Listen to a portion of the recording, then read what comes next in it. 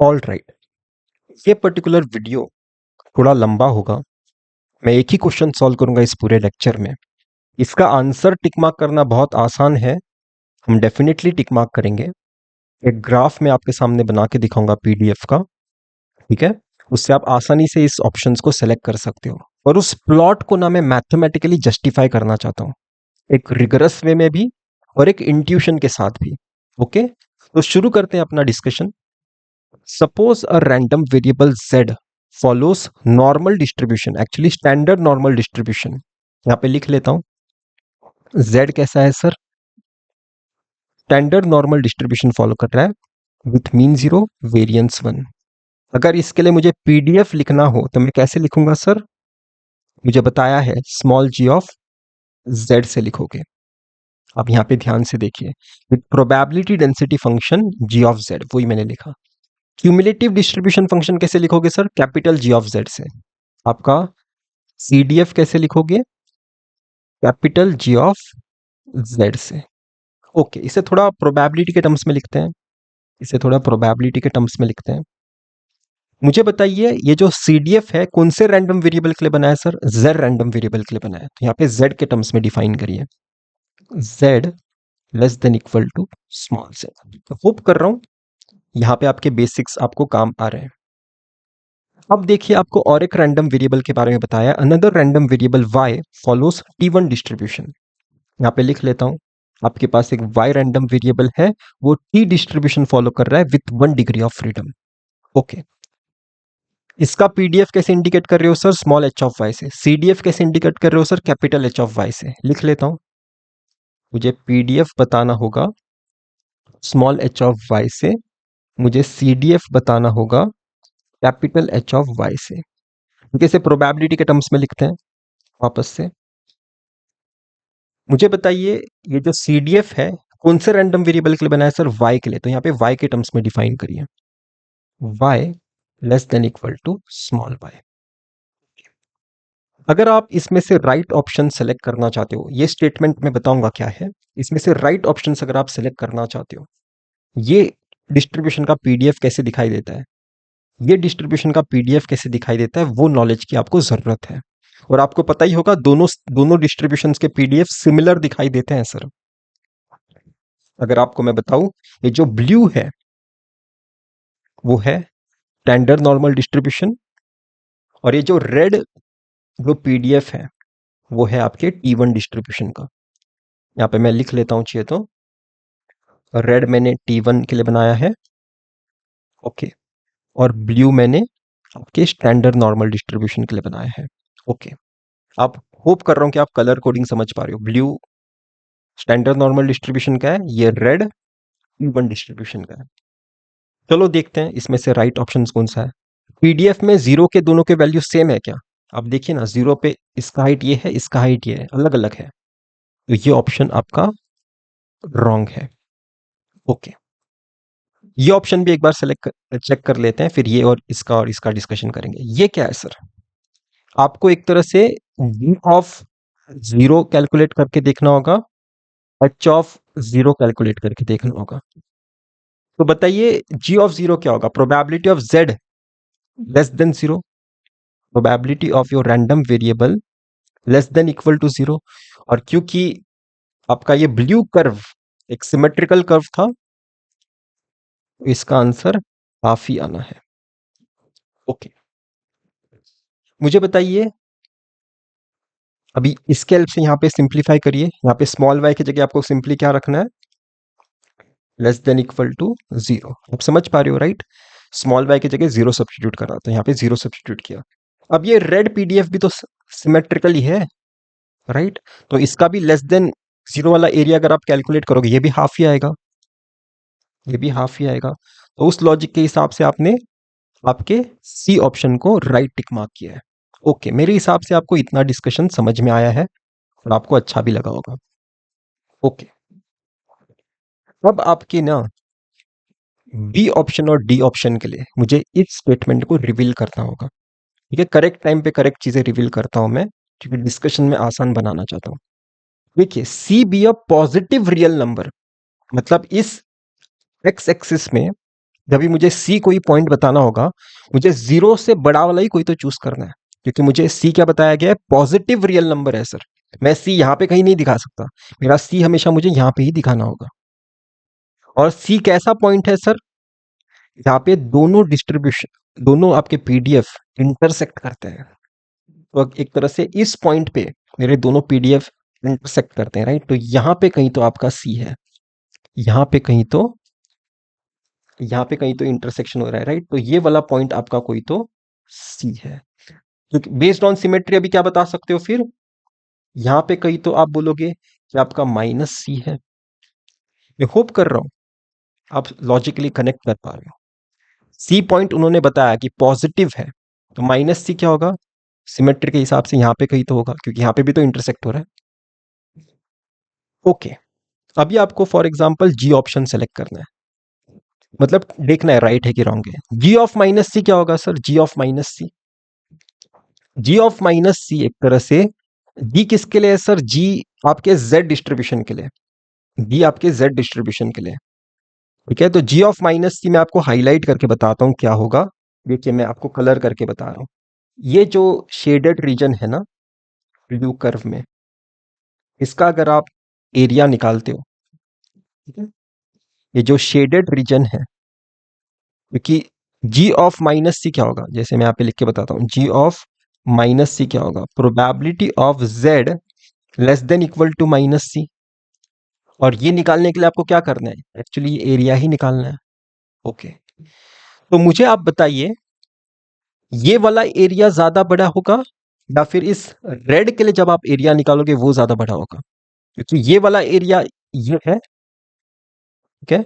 और H of minus सी कैसे दिखाई देता हूं वही बताता हूं, probability of Y less than equal to minus C. तो रेड वाले के लिए, रेड वाले कर्व के लिए जब आप ये कैलकुलेट करोगे ना, probability of Y less than equal to minus C, उसमें ये वाला भी इंक्लूड हो रहा है प्लस ये वाला भी एरिया इंक्लूड होने वाला है, राइट। तो ये वाला क्वांटिटी ज्यादा बड़ा है, राइट। और वही उन्होंने बताया था ये वाला ज्यादा बड़ा है, तो उस हिसाब से आपका बी ऑप्शन राइट है। मैं होप कर रहा हूं कि आप लॉजिकली कनेक्ट कर पाए। एक minute,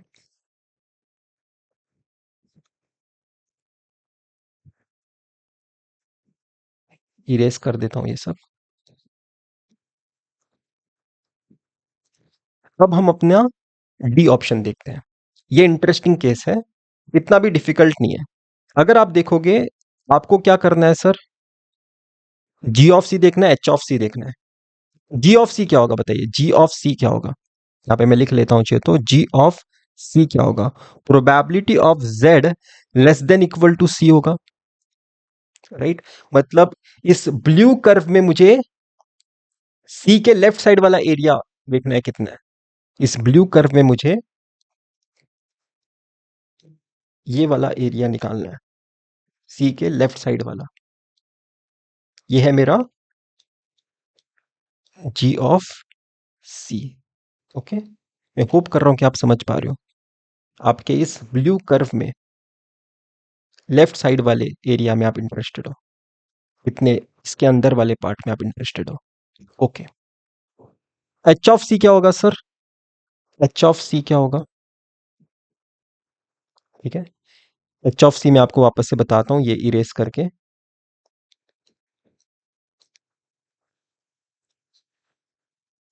probability of Y less than equal to C. तो अभी आपको सिर्फ इस रेड कर्व के हिसाब से सोचना है, लेफ्ट साइड वाला एरिया, ठीक है। तो आपका ये वाला आप सोच रहे हो, तो अभी आपको सोचना है वो वाला एरिया ज्यादा बड़ा था या फिर ये वाला एरिया ज्यादा बड़ा था, इस बेसिस पे अभी आप आंसर करोगे।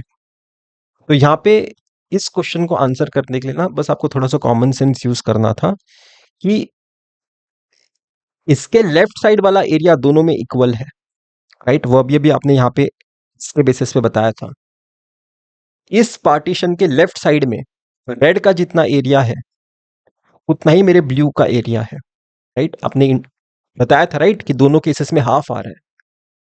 तो अभी आपको सिर्फ सोचना है कि इतने इंटरवल में किसका एरिया ज्यादा होगा, आपके ब्लू वाले पीडीएफ का एरिया ज्यादा होगा या फिर आपके ई डिस्ट्रीब्यूशन का एरिया ज्यादा होगा। अगर आप देखोगे इतने से लेके यहाँ तक के, सिर्फ अगर मुझे इस बेसिस पे मुझे सिर्फ डिसीजन लेना है, तो मैं देख पा रहा हूँ कि मेरे ब्लू में कुछ एक्स्ट्रा जगह है, ब्लू में कुछ एक्स्ट्रा जगह है।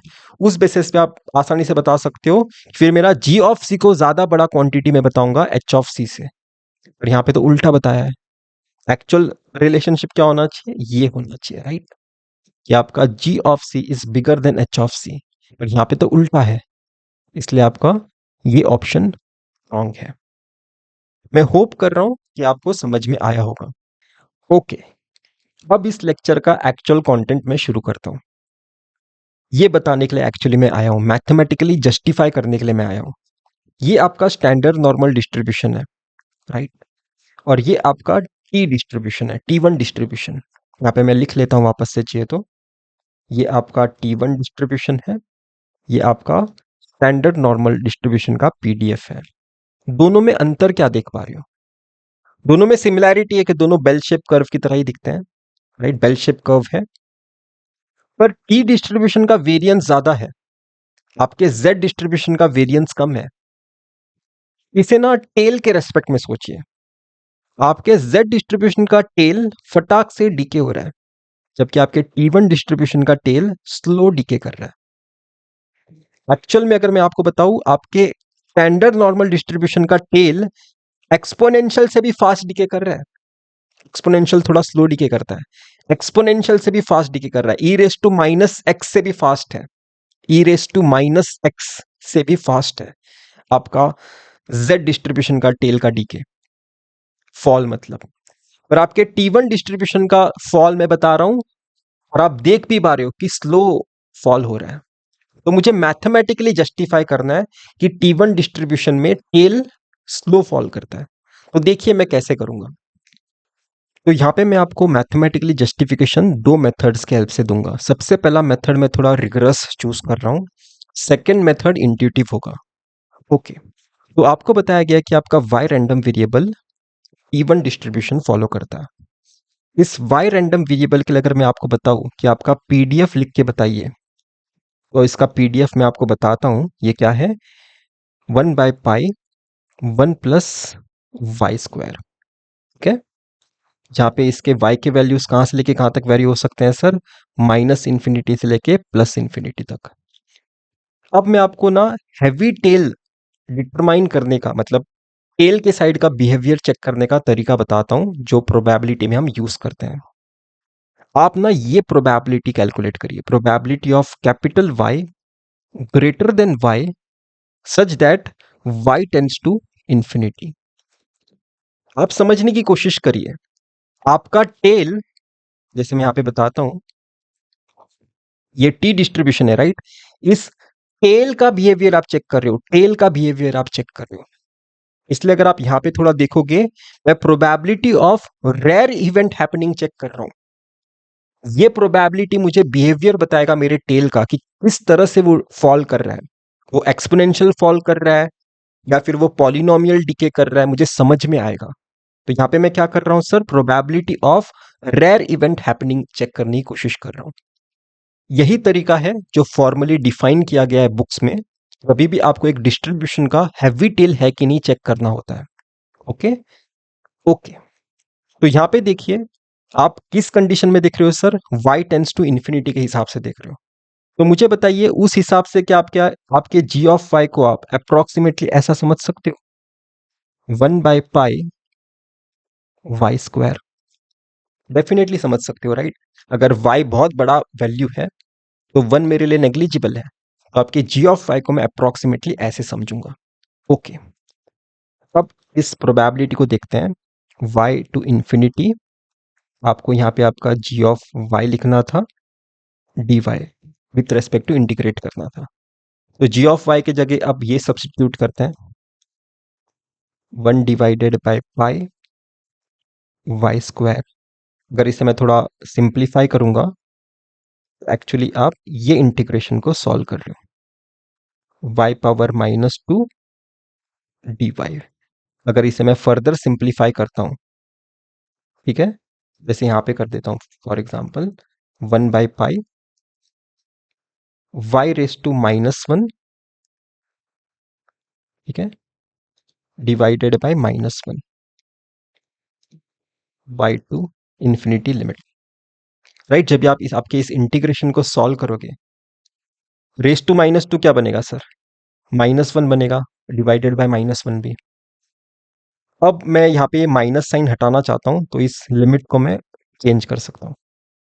ऊपर y लिखूंगा, नीचे इन्फिनिटी लिखूंगा। ओके, तो डिनोमिनेटर में 1 बन गया एक तरह से। अभी मुझे बताइए, अगर आप इसे सिंप्लीफाई करोगे तो ये कैसे दिखाई देगा? कुछ ऐसे दिखाई देगा। तो एक तरह से आपका ये probability of rare event happening आपको कैसे दिखाई दे रहा है? कुछ ऐसे दिखाई दे रहा है। तो आप देखिए, आपका probability of rare event happening मतलब आपका टेल इस तरह से फॉल हो रहा है, आपको समझ में आया? पॉलिनोमियल फॉल हो रहा है सर, एक्सपोनेंशियल फॉल नहीं हो रहा है। एक्सपोनेंशियल फॉल कैसा होता है sir? E raise to -y for example. आप समझ पा रहे हो क्या? ये एक्सपोनेंशियल फॉल है, पर ये एक्सपोनेंशियल से स्लो फॉल है सर। आपका ये T1 डिस्ट्रीब्यूशन एक्सपोनेंशियल से भी स्लो फॉल कर रहा है। तो वही तो मैंने बताया था, यहां पे देखिए, आपका स्टैंडर्ड नॉर्मल डिस्ट्रीब्यूशन एक्सपोनेंशियल से फास्ट फॉल कर रहा है ई रेस टू -x से, और आपका टी डिस्ट्रीब्यूशन मैंने बताया कि उसका टेल एक्सपोनेंशियल से स्लो फॉल कर रहा है। इसलिए आप देखोगे कि आपके टी डिस्ट्रीब्यूशन में हैवी टेल्स हैं। ओके, तो क्या हम इसे और एक तरीके से जस्टिफाई कर सकते हैं? ठीक है, तो हम डेफिनेटली कर सकते हैं। उसके लिए मुझे थोड़ा और बेसिक्स की जरूरत होगी। ओके, तो अभी तक मैंने जो भी डिस्कशन किया वो मैंने, ये बुक है एक्चुअली हैवी टेल्स के ऊपर, इसके बेसिस पे किया है। इस लाइन को पढ़िए, एक्चुअली ये डेफिनेशन है किसी भी डिस्ट्रीब्यूशन का हैवी टेल है कि नहीं चेक करने का। इसका मैं अगर आपको आसान सा एक्सप्लेनेशन दूं, ये क्या कर रहे हैं सर हम? It is concern with the behaviour of, behaviour check कर रहे हैं किसका?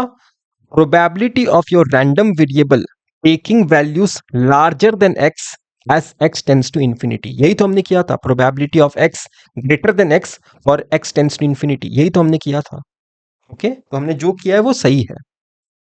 ओके, अब मैं इंट्यूशन के बेसिस पे सॉल्व करूंगा।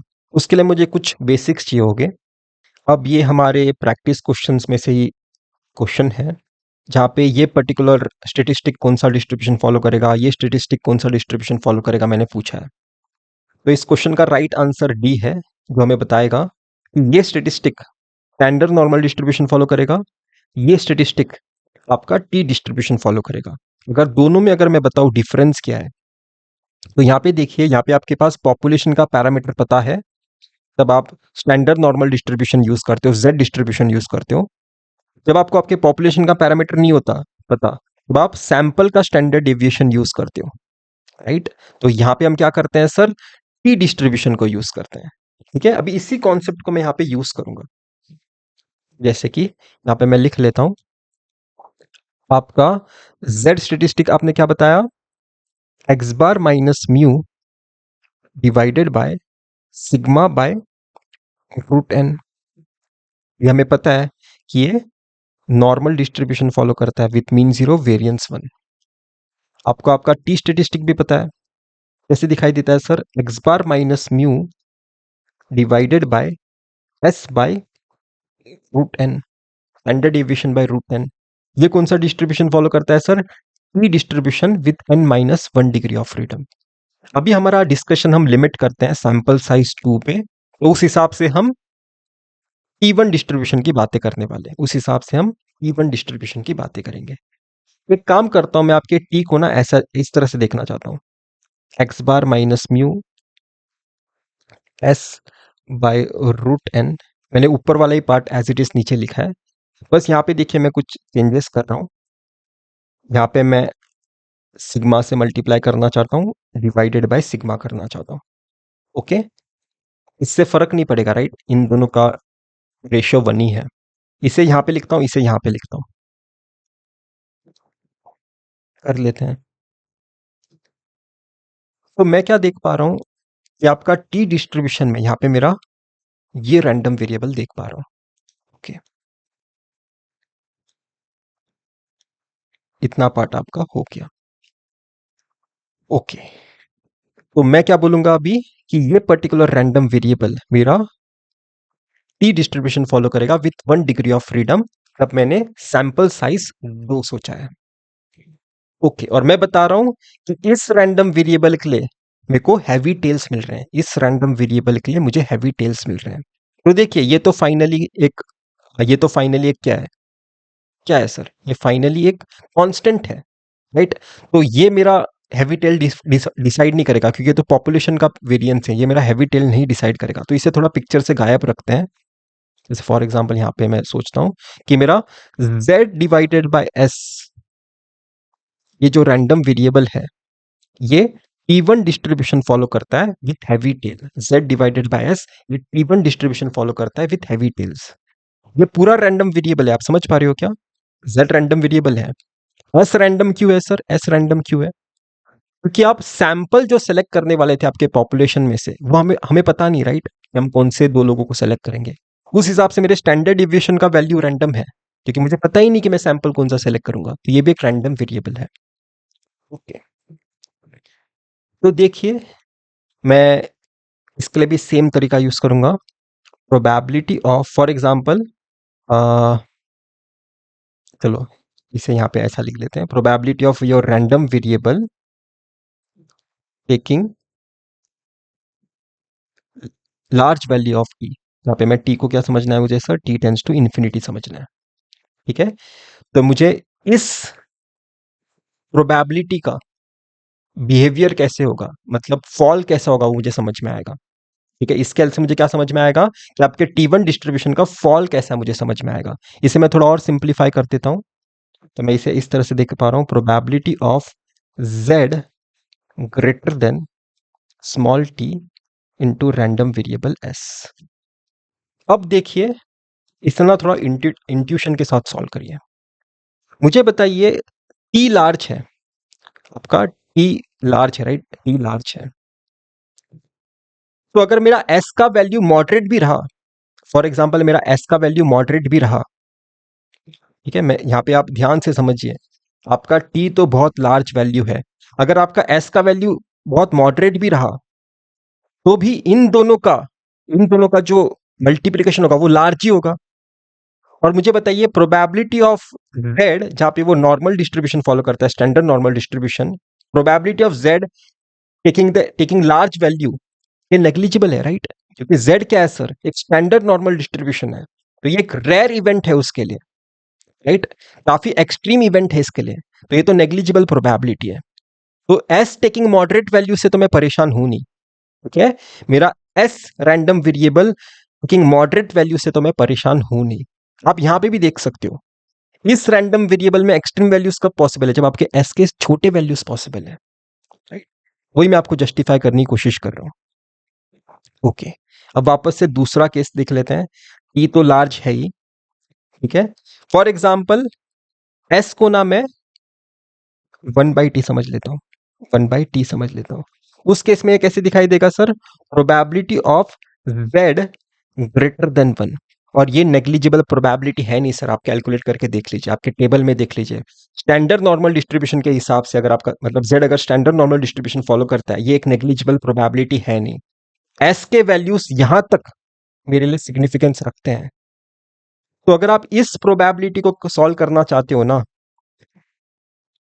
इसके जगह आप सोचिए, अप्रोक्सीमेटली आप इसे सॉल्व करिए, probability of your random variable s taking less than equal to 1/t values, ठीक है? आप यहां पे देखोगे तो आपको अच्छे से नजर आएगा, जब s टेंस टू 0 होगा, तभी तो मेरा ये रैंडम वेरिएबल एक्सट्रीम वैल्यूज ले सकता है। वो यहां पे हो रहा है, आप कैलकुलेट कर रहे हो probability of your random variable s taking less then, मतलब एक तरह से 0 वैल्यूज के पास कैलकुलेशन कर रहे हो। एक और चीज यहां पे मैं बताना चाहता हूं, अगर आप आपके s का पीडीएफ बनाते, अगर आप आपके s रैंडम वेरिएबल के लिए पीडीएफ बनाते,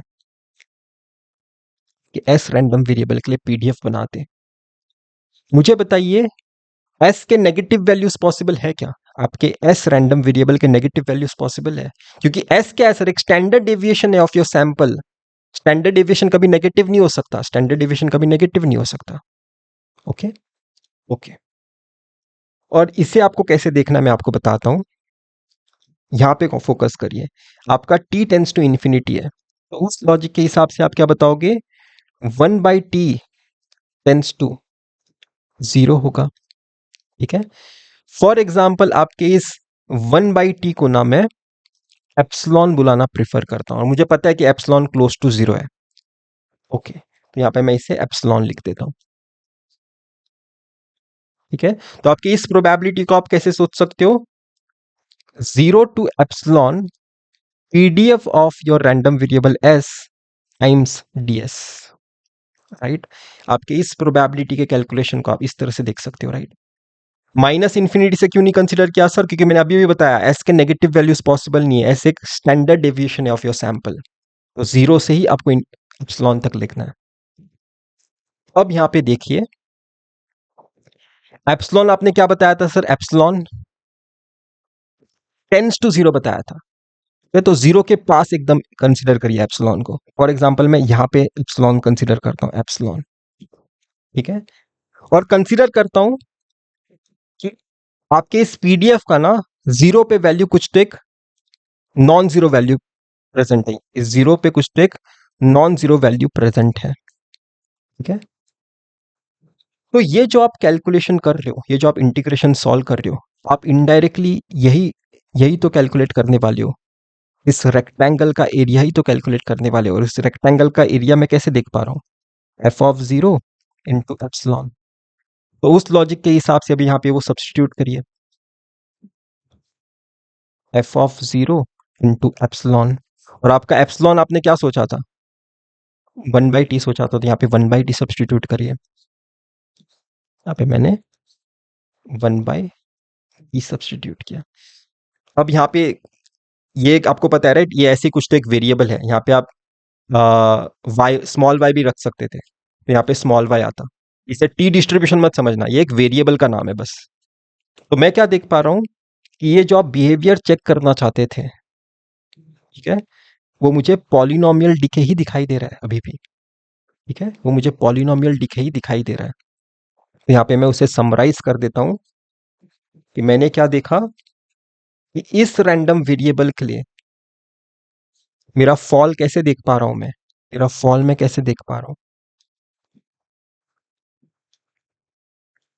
पॉलिनोमियल डिके होते देख पा रहा हूं, एक्सपोनेंशियल से स्लो डिके हो देख पा रहा हूं। इसलिए आपके इस रैंडम वेरिएबल के लिए आपको हैवी टेल्स दिखाई दे रहे थे, मतलब आपके T1 डिस्ट्रीब्यूशन के लिए आपको हैवी टेल दिखाई दे रहे थे। यहाँ पे कंफ्यूजन मत करिए, टी डिस्ट्रीब्यूशन नहीं है, सिर्फ एक वेरिएबल का नाम है, यहाँ पे आप स्मॉल वाई भी रख सकते थे।